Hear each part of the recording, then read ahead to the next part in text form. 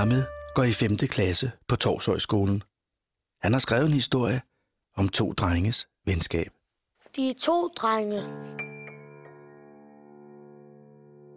Der var engang en dreng, der hed Mikkel. Han var 12 år gammel. Han var en dreng, der altid blev mobbet. Din mor kan ikke tale, din mor er stum og dum, råbte de andre børn efter Mikkel. Stum og dum, stum og dum. Så en dag kom der en ny dreng i Mikkels klasse. Du ser dum ud, råbte børnene efter ham. Den nye dreng var helt stille. Han sagde ikke et ord. De andre gloede på ham og grinede højt. Men ikke Mikkel. Han gik helt hen til den nye dreng. Og så spurgte Mikkel ham, hvad hedder du? Så lavede drengen nogle tegn, og Mikkel sagde, hedder du Sigurd? Så nikkede drengen. Og var glad, fordi Mikkel kunne forstå tegnsprog. Den nye dreng var nemlig stum, ligesom Mikkels mor. Mikkel og Sigurd blev bedste venner.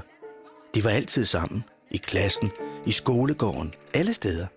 Og når de andre børn drillede Sigurd og råbte, hvad hedder du? Så sagde Mikkel hans navn, og Sigurd var meget nervøs og bange, og Mikkel blev ikke mobbet mere. Fordi Mikkel følte sig stærk og stor, når han passede på sin bedste ven. Og så havde Mikkel og Sigurd noget til fælles, som ingen af de andre på hele skolen kunne tage fra dem. Tegnsprog. De kunne tale med hinanden om alt, uden at de andre børn kunne forstå dem. Men så skete der noget, der for altid skulle skille de 2 venner ad.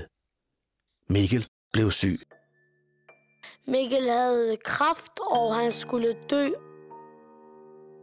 Og efter 14 dage døde han, og Sigurd græd så meget, at han kunne tale igen.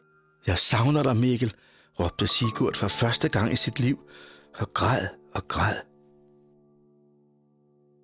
Og Sigurd græd så meget, fordi Mikkel var hans eneste ven, der kunne forstå ham.